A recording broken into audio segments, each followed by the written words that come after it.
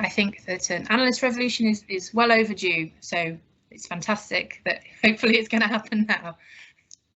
But honestly, I just think as a community, we just really need to go for this now and really show what data can do to really improve the delivery of healthcare. And what we need to be doing is probably forming networks with each other to share our learning and to be supporting each other to do excellent work, and also just kind of showing off a little bit more. Like a lot of analysts are quite, we're quite reluctant to show off and talk about the good things we've done. And somebody pointed out to me once that once an analyst solved a problem, once we've kind of solved a problem, we tend to want to stop talking about it because it becomes boring. We want to move on to another problem. Whereas I think actually sometimes we need to continue to talk about the problem once we've solved it, and just kind of make a bit clearer, the value that we're adding through the work that we do. I think the constraint now is whether behaviourally we want to adopt these new ways of working. So my leaving stance and kind of ask is of all the analyst community is think about what you've enjoyed during the last few weeks, months from the COVID and how you've responded to that, and build that into your daily way of working and make sure you keep those networks fresh so that we can build on this when we come out. Because this is going to be a 2-3 year thing, we want to maintain what's good and keep that and build on it going forward. I think analysts need to kind of step forward a bit more as well. I think there is a risk that we're a little bit tentative and responsive, whereas we probably need analysts to ask themselves the question, what are the big problems facing the organisations I work with? What can I do to resolve them? Am I willing to take responsibility for a programme which might try to transform something and make a difference, rather than wait for a senior manager to come to them and propose that? I think we need to be stepping forward and making those suggestions ourselves. There's a concern amongst analysts that they, need to do this, really groundbreaking sort of analysis, whereas actually some things can be fairly simple and still have quite an impact and an influence.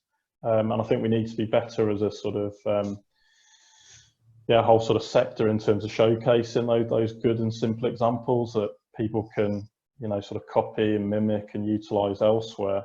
There's a lot of good work going on with the systems. We probably just need to be better at sort of surfacing it and getting it recognized. The technical solutions are only part of it, and actually you need skilled people at all levels of the system, coming back to what I said at the start, who are able to take, appraise, synthesize and sit alongside and with decision makers to actually use this stuff in a live, pressured environment.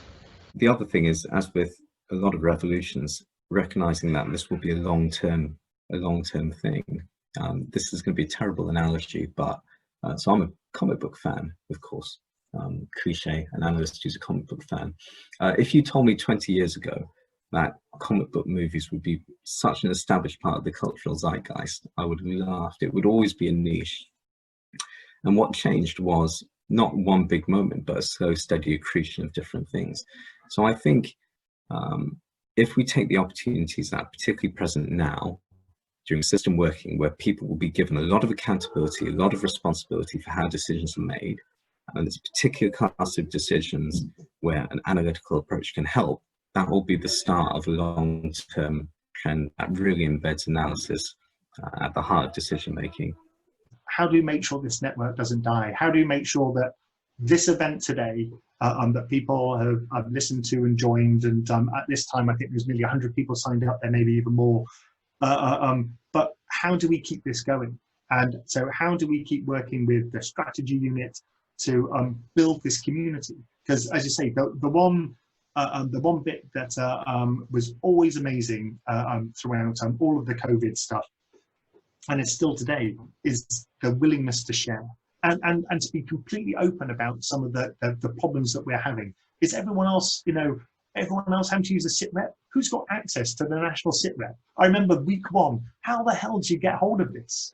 you know, we were literally writing it off of the screen, and all of the data errors that would have come from this trying to do this. And I think that the network shared solutions for this, and you know, and now for the much more complex stuff that we're going through. So I think that it's upon all of us to keep this network alive. And I think we've shown our value yet again, and it's our chance to use events like this, and it's upon us to keep it going. So if we're not doing this, we are the community. If we don't do this, no one's going to do it for us.